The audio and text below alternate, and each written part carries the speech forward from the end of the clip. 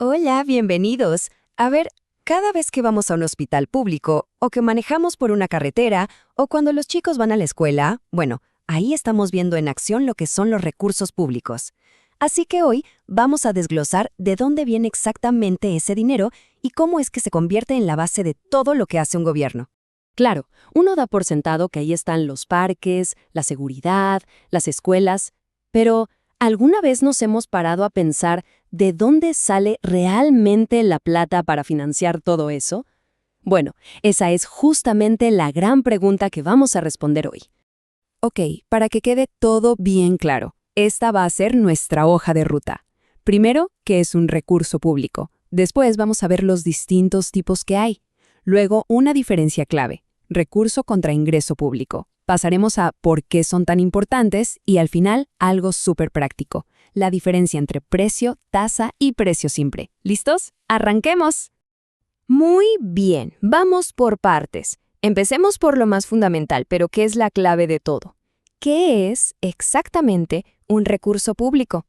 A ver, una buena forma de verlo es pensar que los recursos públicos son como la nafta que necesita el motor del Estado para funcionar. Y ojo, porque no hablamos solo de dinero en efectivo, ¿eh? Esto incluye también bienes, propiedades, hasta servicios. Es básicamente todo aquello que el gobierno tiene a su disposición para poder cumplir con sus metas. Ya saben, construir un hospital, pagarle a la policía o financiar la educación pública. Claro que esta nafta para el Estado no viene de un solo lugar, ni mucho menos. Hay distintas formas de clasificar los recursos públicos, y es importante conocerlas. A ver, una de las distinciones más importantes es entre recursos ordinarios y extraordinarios. Piénsenlo así. Los ordinarios son los que llegan de forma regular, predecible, como los impuestos que se pagan todos los años. En cambio, los extraordinarios son como una entrada de dinero inesperada, algo que pasa una vez y ya, como por ejemplo si el Estado vende una de sus empresas. Otra forma de agruparlos es si son derivados, o sea, que vienen del bolsillo de la gente, como los impuestos, o si son originarios, que son los que el propio Estado genera con su patrimonio, por ejemplo, alquilando un edificio que es de su propiedad.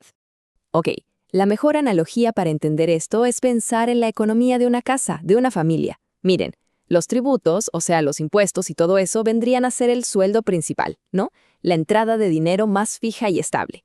El crédito público es básicamente como ir al banco y pedir un préstamo para algo grande, una inversión. Luego, los ingresos de las empresas estatales. Es como tener un emprendimiento, un negocito aparte que te genera una ganancia extra.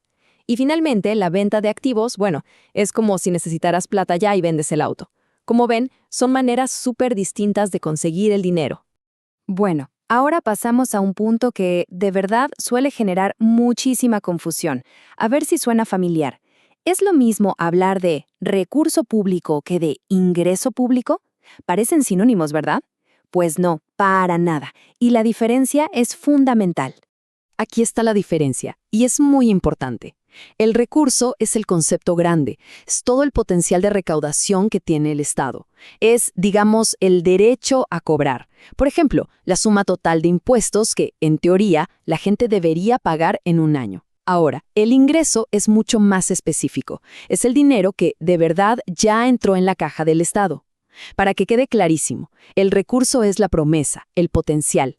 El ingreso es la plata contante y sonante, el dinero que ya está en la cuenta del banco del gobierno.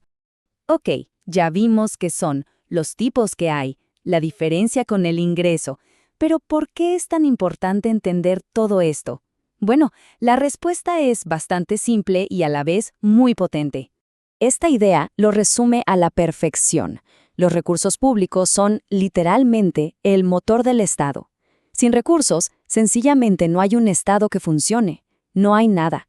Son el combustible que pone en marcha desde los hospitales y las escuelas, hasta la capacidad que tiene el gobierno para, por ejemplo, estabilizar la economía si viene una crisis. Pero no solo eso, son la herramienta fundamental para redistribuir la riqueza. ¿Cómo? A través de programas sociales, buscando reducir la desigualdad. Con estos recursos se financian los grandes proyectos que empujan a un país hacia adelante, puertos, autopistas, redes de Internet. Y al final del día, y esto es quizás lo más importante, sin recursos, las mismas instituciones de la democracia, como el Congreso o la justicia, no tendrían cómo funcionar. Así de vitales son. Y bueno, para ir cerrando, vamos a meternos con algo que usamos en el día a día y que a menudo genera confusión.